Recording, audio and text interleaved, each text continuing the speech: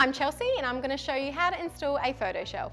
It's a really good option to use if you don't want to have something permanent. If you've got photos of your ex-boyfriend up on the shelf, just remove them and replace them with the new.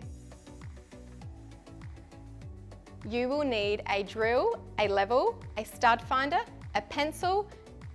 What we need to do first is mark the wall where your screws are going to go. We need to use our level to make sure it's straight because we don't want a wonky shelf. If the bubble is in the middle, that means we're straight and we're good to go.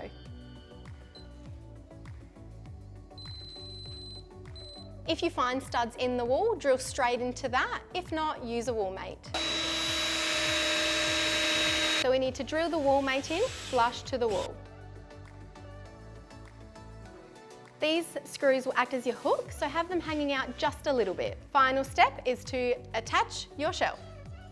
And there you have it, done. Time to style.